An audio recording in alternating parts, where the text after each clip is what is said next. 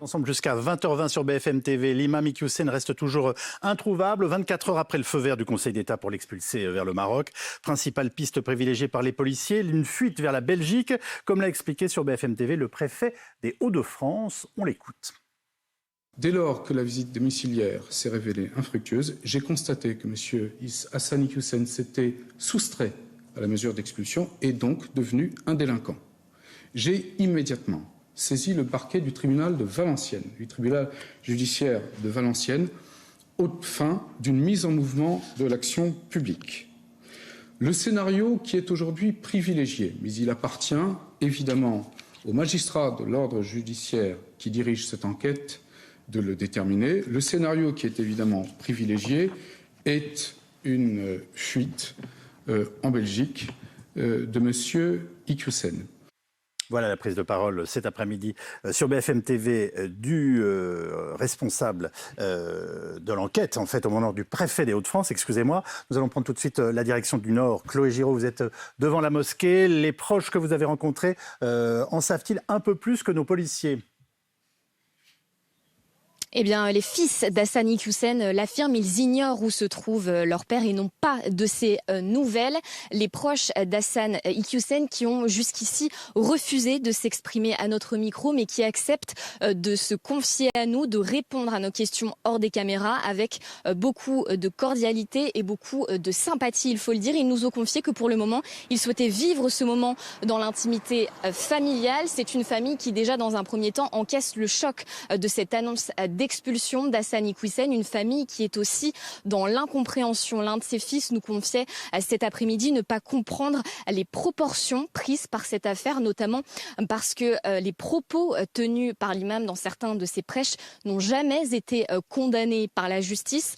Un autre membre de la famille nous disait également cet après-midi être déçu, je cite, que le pouvoir ait pris le dessus sur la justice dans cette affaire. Hassan Iqiyoussen qui est toujours introuvable à l'heure où je vous parle, et la piste privilégiée, le préfet des Hauts-de-France l'a encore rappelé cet après-midi sur notre antenne, eh bien c'est bien la fuite en Belgique pour l'heure.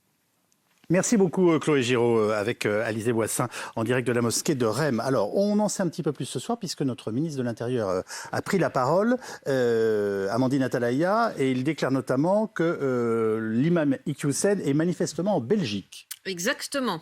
Au début, il commence par dire il est manifestement hors de France, et puis Gérald Darmanin finit par dire il est manifestement en Belgique, et il précise qu'il donnera demain des informations au ministère de l'Intérieur belge pour que l'imam ne puisse pas ensuite rentrer en France. Donc, si on en est au stade où il donne des informations au ministre belge, c'est qu'il est assez sûr de lui sur la localisation. Et puis après, il y a toute la partie où Gérald Darmanin essaie de se justifier sur pourquoi cet imam n'a pas été davantage suivi, pourquoi le suivi n'a pas été intensifié. Et là, Gérald Darmanin dit on n'est pas en dictature, je le cite, on ne met pas en prison quelqu'un de façon préventive, on ne peut pas activer une géolocalisation lorsqu'on ne parle pas de quelqu'un qui est un délinquant. Et là, il réexplique que l'imam était certes un fichier S, mais que c'était une indication et que jusque-là donc la France n'avait rien à lui reprocher. Et je cite toujours Gérald Darmanin, il précise que maintenant, comme cet imam s'est soustrait à l'arrêté d'expulsion, il est désormais passible de 3 ans de prison. Voilà pour les déclarations principales de Gérald Darmanin, qui revient aussi, qui conteste le fait qu'il n'y ait jamais eu un dîner et qui réaffirme qu'il ne le connaissait pas lorsqu'il était à Tourcoing. Alors comment expliquer qu'on n'ait toujours pas réussi à mettre la main sur l'imam, lui qui est dans le viseur du ministère de l'Intérieur depuis des mois? Est-ce un camouflet, notamment pour notre ministre de l'Intérieur? D'autant que ce soir, le Maroc, pays vers lequel il doit être expulsé, dit qu'il ne veut pas l'accueillir. Nous allons aller plus loin avec, outre Amandine Atalaya, maître William Julier, qui est avocat au barreau de Paris et spécialiste de droit pénal international, Amélie Myriam Chély, qui est sociologue, spécialiste des islams politiques, chercheuse associée au CADIS et auteur d'un dictionnaire des islamismes paru aux éditions du CERF. Et puis nous sommes du CERF, pardonnez-moi, et nous sommes rejoints aussi par Naëm Bestanji, qui est militant laïque et auteur du Linceul du féminisme, caresser l'islamisme dans le sens du voile, paru aux éditions Céramis. Ce qui est en train de se passer pose beaucoup de questions. Et la première, alors je ne sais pas qui peut y répondre, c'est il n'était pas sous surveillance. Enfin, est-ce que ça vous paraît pas quand même étrange, maître? Non. Non. Non, enfin, comme le ministre de l'Intérieur l'a indiqué, il y avait une fiche S. Oui. Ça veut dire qu'il y a une surveillance qui existe, mais ce n'est pas une surveillance comme sur une personne qui est recherchée ou qui est marquée comme devant être empêché de se déplacer, de jouir de sa liberté d'aller et venir. L'imam avait une décision qui lui avait été favorable en première instance. On était en attente d'une décision d'appel qui vient d'être rendue, et en attendant, il était libre d'aller et venir, ce qu'il a fait. Maintenant, il se situe du fait de ce choix-là dans une autre situation, comme ça a été rappelé, qui est celle d'avoir potentiellement, et a priori, ça a l'air de se confirmer, il est un délinquant, nous dit désormais le préfet des Hauts-de-France. Parce que le fait de soustraire à... Darmanin dit que ce n'est pas un délinquant. Alors, il sera considéré comme ayant commis une infraction lorsqu'il aura été poursuivi et jugé dans notre pays pour avoir commis cette infraction. En l'occurrence, cette infraction, c'est le fait de se soustraire volontairement à une mesure d'éloignement du territoire, qui est une infraction pénale, qui est prévue par le CESEDA, mais c'est une infraction pénale, c'est un délit qui en effet est passible d'une peine maximale de 3 ans d'emprisonnement. Pour cela, il faut que des poursuites soient initiées. On vient de comprendre que le préfet avait demandé au parquet du tribunal judiciaire compétent d'ouvrir une enquête, qui doit être, je pense, une enquête préliminaire ou de flagrance. Et puis, il pourra y avoir des poursuites avec éventuellement la délivrance d'un mandat d'arrêt européen par lequel les Français pourraient demander, s'il était établi qu'il était aujourd'hui en Belgique, eh bien de l'arrêter et de le remettre en France, non pas pour qu'il soit expulsé, parce que ça ne permet pas d'émettre un mandat d'arrêt européen, mais par contre, pour qu'il soit jugé de cette soustraction. Je voudrais être sûr de bien comprendre. Est-ce que si on l'arrête en Belgique, il peut être expulsé aujourd'hui vers la France ? Alors, comprenez ma question. Alors oui, je comprends votre question. Il ne pourrait pas être expulsé vers la France dans la mesure où en Belgique, l'arrêté d'expulsion français n'est pas directement exécutoire, mais il pourrait par contre éventuellement être remis au titre d'une demande, je l'évoquais, judiciaire de la France, dans le cadre de l'émission par le parquet d'un mandat d'arrêt européen. Par contre, ce que la Belgique pourrait faire s'il était considéré qu'il était en situation irrégulière en Belgique, et il l'est parce que le titre qui aurait pu le protéger était le titre français qui aujourd'hui n'existe plus, à ce moment-là, la Belgique pourrait en effet, alors je rejoins ce que vous dites, le remettre à ce moment-là à la France ou l'expulser éventuellement directement vers le Maroc au titre d'une procédure qu'elle initierait elle. Alors, il y a d'autres informations sur lesquelles on va revenir. Naïm Bestandji, de façon plus générale, hier, vous avez tweeté que malgré la décision du Conseil d'État, le mal était déjà fait. Depuis 25 ans, le discours de cet imam a eu le temps de se répandre. Iqiyoussen compte de nombreux héritiers. Oui, c'est vrai. Expliquez-nous. Si vous voulez, un prêcheur, quand il prêche, c'est pour répandre son idéologie. Il le fait avec talent, il faut bien le reconnaître, il a un certain charisme, il sait très bien s'exprimer, il comprend la société française, donc il adapte son discours frériste à la population qu'il a en face de lui. Il utilise aussi les moyens modernes, en tout cas son entourage, ses collègues, je dirais, techniciens, utilisent donc les réseaux sociaux, sa chaîne YouTube pour transmettre son message. Des trucs tout bêtes, le son de ses vidéos est très bon. La plupart de ces images sont de très bonne qualité. Donc, il a une équipe autour de lui. Et tout ça fait que ces prêches qui ne concernent à la base que quelques personnes en face de lui dans une petite mosquée sont filmés, donc diffusés à des centaines de milliers de personnes. Sachez que, par exemple, sa vidéo la plus regardée, c'est sa vidéo sur l'homosexualité qui a été regardée par 1,4 million de personnes.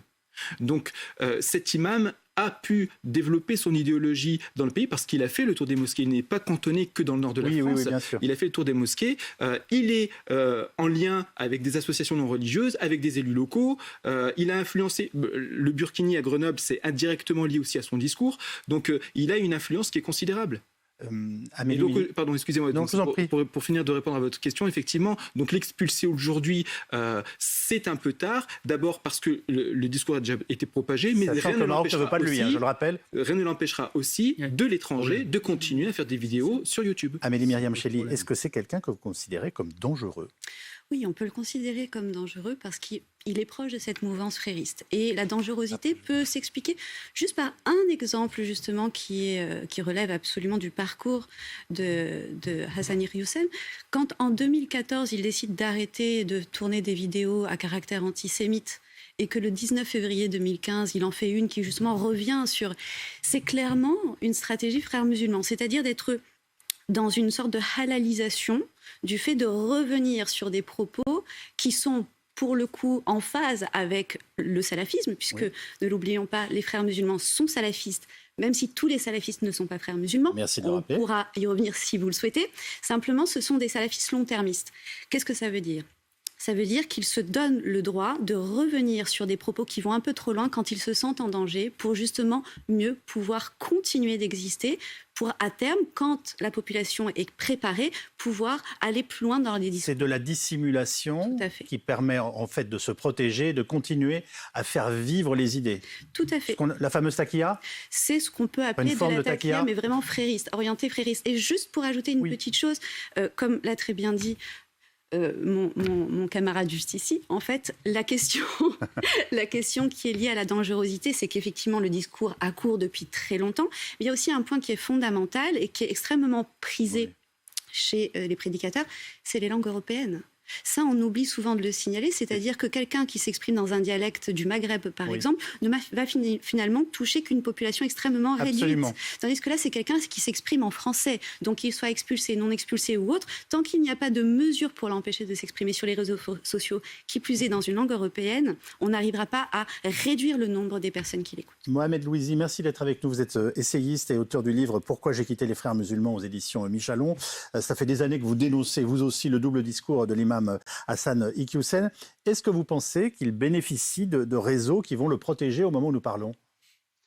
C'est exactement ce que... Ma première réaction, c'est au-delà du personnage Hassan Iqiyoussen, je ne pourrais pas qualifier d'imam parce que le terme imam a une autre signification. Le prédicateur Hassan Iqiyoussen n'est pas une personne, c'est un réseau. J'entends dire c'est proche des frères musulmans, c'est un frère musulman.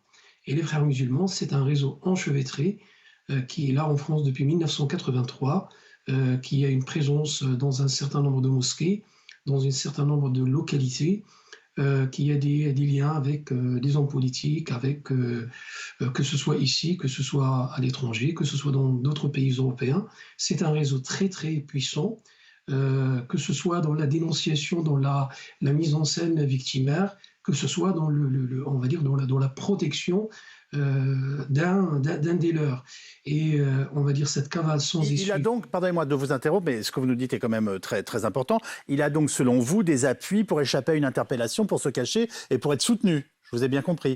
Le confirmer, c'est juste confirmer que les frères musulmans, c'est un réseau très puissant. C'est juste ça. Et au-delà du personnage, au-delà du procès, du personnage qui est très très intéressant et qui vient quand même à un moment crucial du débat public, du débat démocratique en France, il faut instruire aujourd'hui le procès de ce réseau frériste parce que c'est bien de le poursuivre, même de l'expulser. Mais quid du réseau frériste, quid des installations fréristes, quid des établissements fréristes, quid de tous ces frères musulmans qui parfois ont été décorés de la Légion d'honneur par l'État français, quid de tous ces établissements financés par l'argent public. Je parle clairement des lycées privés musulmans sous la houlette des frères musulmans qui continuent, même aujourd'hui, de masser la rentrée scolaire, qui continuent d'être financés par les deniers publics parce qu'ils ont signé un contrat d'association avec l'État et que l'État français, au titre de ce contrat, doit les financer. Donc, soit les frères musulmans sont mauvais, sont dangereux, et c'est ce que je pense, ce que je dénonce depuis 2006, depuis que je les ai quittés, j'ai expliqué le pourquoi du comment, donc pourquoi j'ai quitté les frères musulmans, soit les frères musulmans ne sont pas dangereux, et comme disait l'un des leurs, Tarek Obro, quand il disait qu'ils étaient légalistes, alors qu'on voit dans le cas d'Hassan Iqiyoussen que ce sont des gens qui ne respectent ni le droit français, ni les décisions de la justice française. En quelques mots, s'il vous plaît, est-ce que vous vous étonnez qu'il ait fallu autant de temps pour que la justice, se saisisse de son cas et est-ce que la décision récente, justement, du Conseil d'État est une bonne surprise pour vous? Elle signifie une réelle évolution? Non, mais c'est une très bonne surprise, si on peut parler de surprise. C'est une très bonne décision. Maintenant, il faut aller au chapitre suivant. Et le chapitre suivant, c'est dépasser le personnage, quel que soit, on va dire, il va de toute façon répondre de ses actes, peut-être par une expulsion. Si le Maroc accepte, il va être jugé de l'autre côté. Mais il faut aujourd'hui instruire le procès des frères musulmans. Et tant qu'on n'instruit pas ce procès sans hypocrisie, en même temps un peu imprudent, je pense que on aura d'autres cas et puis dans 10 ans on parlera du même sujet. Donc aujourd'hui, Hassan Iqiyoussen n'est que l'arbre qui cache la forêt des frères musulmans, et il faut maintenant s'attaquer à la forêt. Guillaume Fard, vous êtes notre consultant police-justice à BFM TV. Merci de nous avoir rejoints. La situation de cet homme ce soir, est-ce qu'elle est préoccupante et j'allais dire, est-ce que les services de police français, voire européens, sont en charge de lui remettre la main dessus ? À partir du moment où il figure au fichier des personnes recherchées, dont je rappelle qu'il y figurait déjà, parce que être fichier S, ça veut dire figurer au fichier des personnes recherchées. S étant une des multiples catégories de ce fichier qui comporte plus de 600 000 fiches. Hein. Donc il y figurait déjà. Maintenant, le Conseil d'État, c'est une juridiction administrative. Ce qu'il faut que le téléspectateur comprenne, c'est que ce n'est pas une juridiction judiciaire. C'est-à-dire qu'on ne rend pas là une décision de justice au sens judiciaire, c'est-à-dire qu'il est condamné à rien. C'est-à-dire qu'en fait, il y a une décision administrative qui était le fait qu'il devait être expulsé. Lui, il l'a contesté devant le tribunal administratif. Le Conseil d'État a dit « Non, je ne suis pas le juge de première instance, donc vous devez partir ». Ça, c'est factuel. Maintenant, le fait est que lui, il s'est soustrait à cette décision d'expulsion, puisqu'il est parti de son propre chef, mais pour autant, il n'a pas de condamnation pénale à son actif. Il n'y a pas de casier judiciaire, il n'y a rien de tout cela. Donc, est-ce que maintenant, les services de police français vont le rechercher au motif qu'il se serait soustrait à cela, à cette décision d'expulsion, et qu'ensuite, un juge en France, parce qu'on aurait ouvert une information judiciaire ou une enquête judiciaire, déciderait sur ce fondement-là de le faire revenir, de le faire condamner en France, etc. C'est assez lourd. Voilà. On revient avec Amandine Atalaya sur les propos tenus ce soir par le ministre de l'Intérieur, les derniers propos. Oui, tout à fait. Gérald Darmanin qui dit, alors d'une part que l'imam est manifestement en Belgique, qui dit aussi qu'il ira donner des informations demain au ministère de l'Intérieur belge pour empêcher le retour de l'imam en France. Gérald Darmanin affirme qu'il ne pourra pas rentrer en France. Et par ailleurs, sur la question qui se pose de pourquoi est-ce que la surveillance de cet imam fiché S n'a pas été intensifiée avant la décision du Conseil d'État, Gérald Darmanin répond, je le cite, on n'est pas en dictature, on ne peut pas géolocaliser quelqu'un qui n'est pas un délinquant, on ne met pas en prison quelqu'un en préventive. Il explique qu'en fait, être fiché S, c'est uniquement une indication, et donc il dit qu'il n'avait rien à reprocher jusque-là à cet imam, sauf que maintenant cet imam s'est soustrait et qu'il est donc passible, ajoute Gérald Darmanin, de 3 ans de prison du fait de sa soustraction à l'arrêté d'expulsion. On ne pouvait vraiment rien faire de plus, si je reprends les propos du ministre. Il y a plusieurs éléments. Le fait d'être fiché S, ça n'est pas être fiché au FSPRT. Alors, la distinction peut être technique, mais le fichier des signalements pour la prévention de la radicalisation à caractère terroriste, en clair, les djihadistes sunnites, on va le faire simple. Voilà, les violents, les très violents, les très dangereux, les très radicalisés. Fichier S, ça veut dire que c'est une mise en éveil des services de police, c'est-à-dire que si cet homme circule, il est en contrôle routier, par exemple. On doit s'intéresser à ce qu'il fait, où il est et pourquoi. Il faut le dire, il faut alimenter le fichier. Mais donc, ce qui veut dire donc, on n'a pas d'éléments qui sont des éléments durs. D'ailleurs, le Conseil d'État le dit très bien dans son arrêt. Il dit qu'il n'y avait pas d'éléments qui démontraient, par exemple, qu'il appelait à la haine, qu'il appelait à la commission d'attentats. Et ça n'est pas documenté. Il y avait des propos misogynes, il y avait des propos antisémites, il y avait des propos discriminatoires. On explique depuis le début de cette émission qu'il est dans la dissimulation permanente, qu'il tient un double langage quasi... Mais donc vous n'avez pas quelqu'un qui trouble gravement l'ordre public. Vous avez quelqu'un qui tient des propos discriminatoires. Et au titre du CESEDA, c'est-à-dire du code, en gros, des étrangers, vous pouvez envisager son expulsion, mais vous n'êtes pas dans le cas d'un trouble grave à l'ordre public. Ça n'a pas été établi, ça n'a pas été démontré. Le Conseil d'État dit que de toute façon, il n'est pas sur ce fondement-là. Je rappelle qu'il est né en France, mais qu'il est de nationalité marocaine. Vous vouliez réagir, Maître Geôlier ? Oui, 2 points par rapport à ce que dit Guillaume Fard. Premièrement, il n'y avait aucun fondement pour empêcher cet homme d'aller en Belgique s'il y est allé. Il pouvait circuler librement. Comme vous l'avez rappelé, il n'était pas condamné. Sauf si la Belgique avait dit préventivement, vous ne rentrez pas sur le territoire belge pour des questions de police administrative et d'ordre public et de protection de l'ordre public. Sinon, il avait le droit de circuler, il n'était pas condamné. On ne pouvait pas lui dire, du côté français, vous n'allez pas en Belgique, vous n'allez pas en Italie. Le deuxième point... Ça veut dire qu'il y a une carence dans la loi et qu'il faut changer quelque chose ? Non, je ne pense pas que c'est une carence. Je pense que, heureusement, dans les états de droit européens, lorsqu'on n'a pas été condamné, écoutez, on a le droit de circuler comme tout autre citoyen, sauf à avoir fait l'objet d'une mesure d'expulsion. Et maintenant, il fait l'objet d'une mesure d'expulsion exécutoire. La deuxième chose, ensuite de ce qu'a dit Guillaume Fard, c'est que pour Gérald Darmanin, il y a grosso modo 2 options aujourd'hui. Alors, j'entends, je n'ai pas vu ses déclarations, mais qu'il a dit qu'il ferait en sorte que cette personne puisse puisse pas revenir en France. Ça veut dire que sans doute, il veut se débrouiller pour que s'il est interpellé en Belgique, et a priori, ils ont l'air de vouloir faire que ce soit le cas, qu'il soit expulsé par la Belgique au Maroc ou dans un autre pays qui serait prêt à l'accueillir. Mais ça veut dire qu'il faudra que la Belgique décide qu'il est en situation irrégulière, et a priori, il y est. Donc, ce sera ce canal-là. Il a une deuxième option. Pardonnez-moi de vous interrompre, mais il est expulsé vers le Maroc qui ne veut pas de lui. Qu'est-ce qui se passe dans les situations? C'est avéré. Une discussion diplomatique entre la Belgique ou la France et le Maroc. Il y a deux éléments là-dessus. Est-ce que le Maroc ne veut pas de lui au sens où il l'interdirait de territoire? Ça, c'est compliqué. Ça, c'est compliqué. Parce qu'il est marocain.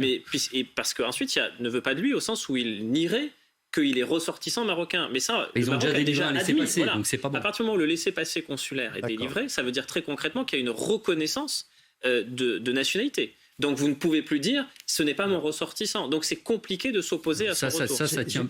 Ça tient pas debout. A priori, que le Maroc dit je veux pas de lui, alors ça va causer un incident diplomatique. Ensuite, il y a les textes internationaux qui pourraient être invoqués par la France.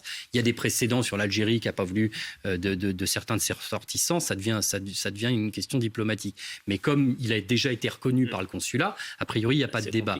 Mais le deuxième point, juste pour finir ce que je disais, il semblerait, ce que le préfet disait, que le parquet ait été saisi d'une enquête. Donc ça veut dire que des poursuites sont, semble-t-il, envisagées. C'est un peu contradictoire avec ce que dit Darmanin, qui dit « je ne veux pas qu'il revienne en France ». Parce que si on poursuit en France, on ouvre une enquête, c'est potentiellement, pour passer par la voie judiciaire, le faire revenir pour le juger et le réexpulser à partir d'ici. Je voudrais revenir au fond du problème quand même. Amélie Myriam Chelly, et la question, et pour vous aussi, Naëm Bestanji, il est très clair que nous sommes confrontés à des gens dissimulés, qui tiennent un double langage permanent et qui ont finalement pour propos de perturber hautement la République française, ses valeurs et les lois qu'on y trouve aujourd'hui. J'ai l'impression que ça dure depuis 20, 30 ans, enfin je ne sais pas, depuis que je suis journaliste, j'ai l'impression que j'ai toujours entendu parler de ça et que nous avons toujours été confrontés à des choses de ce type qui parfois aboutissent aussi à des morts et à des attentats. Rien ne bouge depuis que vous observez toutes ces questions? Oui, en effet, il y a toujours 3 leviers sur lesquels les fréristes qu'ils aiment bien activer. C'est la question du droit au blasphème, la laïcité, le voile, l'islamophobie. Ça, c'est très régulier. Et ce par quoi ils parviennent à rester, c'est aussi quelque chose que j'aime bien appeler... On se fait intimider parce qu'on se fait traiter d'islamophobe? Il y a de ça. Le crypto-frérisme, c'est-à-dire que quand vous prenez certains partis politiques qui vont finalement prendre fait et cause pour, par exemple, le fait de garder...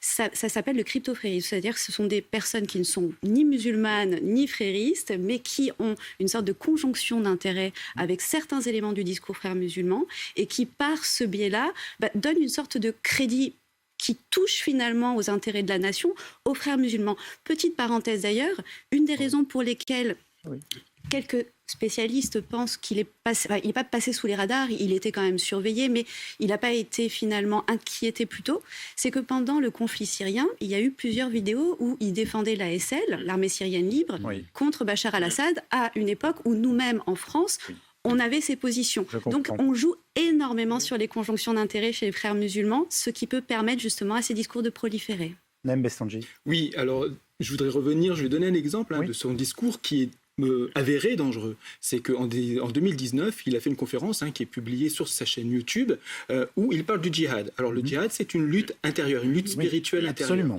Le problème, c'est que lui, avec son double discours, il mélange dans sa conférence le djihad intérieur et le djihad armé en prenant exemple sur l'histoire, la Reconquista, la reconquête catholique en Espagne face aux musulmans andalous, et il déplore que les musulmans à l'époque aient laissé tomber les armes. Et il le dit textuellement. Et il fait la référence, le parallèle avec les musulmans en France aujourd'hui, face à qui? Face à ce qu'il nomme les laïcards terroristes. Donc c'est avéré. Je voudrais revenir aussi sur la Belgique. Pourquoi est-ce qu'il fuirait en Belgique? Parce que géographiquement, c'est proche de sa résidence en France, mais aussi parce que le réseau frériste est très structuré et très densément maillé en Belgique. Et enfin, la troisième chose que je voulais dire, c'est que pour lutter efficacement contre cette idéologie-là, ça ne peut pas être qu'une lutte juridique. La lutte à mener, elle est d'abord culturelle et idéologique. Et c'est ce à quoi s'affairent justement les frères musulmans depuis les années 80. Aujourd'hui, et depuis une trentaine d'années avec les premières affaires de voile à l'école, ils commencent à récolter les fruits. Mohamed Louisi, apparemment vous réagissiez. Je m'inscris tout à fait dans ce qui a été dit juste avant. Et un autre élément qu'on a répété depuis au moins 2 jours sur le refus du Maroc. Et on a trop insisté sur cet aspect marocain, pourquoi le Maroc a accepté, puis pourquoi le Maroc n'accepte plus. Il y a peut-être une piste d'explication. D'abord, j'aimerais dire que la marocanité en tant que telle n'est pas génératrice d'islamisme, encore moins de terrorisme. Donc, il y a quand même une certaine orgueil marocain dans cet élément de langage. Et puis, un deuxième élément qui me paraît essentiel, c'est qu'aujourd'hui, dans les relations diplomatiques entre le Maroc et la France, il y a quelque chose qui... voilà, il y a une petite... il y a des petites tensions. Peut-être le Maroc qui avait signé justement l'arrêté de laisser passer, c'était le 1er août. Aujourd'hui, il revient sur la décision. Entre deux, il s'est passé des choses entre la France et l'Algérie. Et on sait très bien que le Maroc, qui a tant aidé la France dans la résolution d'un certain nombre d'affaires terroristes, aujourd'hui, il demande peut-être à la France aussi de clarifier sa position par rapport à des questions qui n'ont rien à voir ni avec les frères musulmans, ni avec Hassani Iqiyoussen, mais on va dire des questions purement diplomatiques, et notamment la position qui n'est pas claire de l'État français par rapport à la reconnaissance du Sahara marocain. Ça, je pense que c'est une piste peut-être à regarder. Sur le reste, et c'est vrai ce que Naïm vient de dire, c'est que Bruxelles, la Belgique en général, les frères musulmans, on va dire leur siège social, il est à peu près à 800 mètres de la Commission européenne. J'ai été en 2015-2016 justement à la Commission européenne. J'étais invité par un groupe parlementaire là-bas pour parler justement des frères musulmans, et les témoignages que j'ai eus qui m'ont vraiment choqué, c'est que les frères musulmans au sein même de la Commission européenne, ils ont quasiment une sorte de laissez-passer. Ils peuvent rencontrer qui ils veulent à n'importe quel moment pour n'importe quel sujet. C'est dire comment les frères musulmans, là-bas, sont hyper structurés. Cela ne veut pas dire qu'en France, ils le sont moins, mais cela veut dire qu'il y a une complémentarité, et c'est vrai qu'il faut peut-être regarder les 2 tableaux en même temps et de clarifier la position une fois pour toutes. Ce sera ma dernière question, elle est pour vous, Guillaume Fard.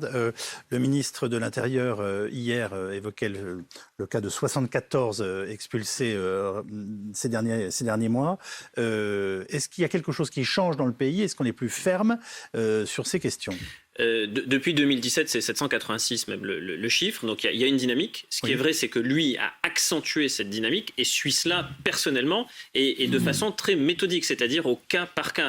Parce que vous avez un certain nombre d'étrangers, un gros millier qui sont au FSPRT, donc le fichier dont on a parlé tout à l'heure, et ceux-ci, il faut les faire sortir. Alors certains sont emprisonnés et d'autres, il faut les renvoyer dans les pays d'origine. Ça demande parfois des négociations au cas par cas, et ça n'est pas toujours possible parce que le pays d'origine peut être un pays en guerre, parce que la personne peut être menacée dans son pays d'origine, parce que aussi on n'arrive pas, le pays ne veut pas le voir revenir, on ne trouve pas la nationalité, etc. Et donc ça nécessite des négociations au cas par cas. C'est celle que Gérald Darmanin est allé mener, parfois en tenant même un compte d'apothicaire, c'est-à-dire de dire cas par cas, je vais sortir chacun des étrangers radicalisés. Et dans d'autres cas, vous avez des personnes qui, parce qu'ils ont un enfant mineur en France et qu'ils subviennent à ses besoins, pour tout un tas d'autres raisons, ne sont pas expulsables. Et c'est cela que le ministre veut aussi vouloir changer quand il dit vouloir changer la loi, parce que dans cette affaire avec Iqiyoussen, il gagnait un peu sur les 2 tableaux. C'est-à-dire que soit le Conseil d'État lui donnait raison et il avait gagné, soit le Conseil d'État lui donnait tort, il disait c'est bien la démonstration que le droit ne permet pas d'expulser des gens qui sont des gens dangereux, et donc il faut changer la loi. Et donc il s'est positionné de toute façon sur une posture où, dans les 2 cas, il sortait vainqueur. Bon, dans tous les cas, l'avis du Conseil d'État change un peu la donne. Ça change la donne de façon très, très importante. Et un dernier mot pour rebondir aussi sur ce que vous disiez. Si les frères musulmans souhaitent, via une influence d'un autre pays, l'accueillir, ce sera aussi une possibilité si le Maroc n'en veut pas. S'il y a un autre pays où les frères musulmans sont implantés, quelqu'un pourra se proposer. On l'avait vu par exemple avec Assange. Il y a un pays qui s'était proposé à une époque. On verra si quelqu'un postule pour dire éventuellement qu'il est prêt à l'accueillir. Voilà ce que nous pouvions vous dire ce soir sur le prédicateur en fuite.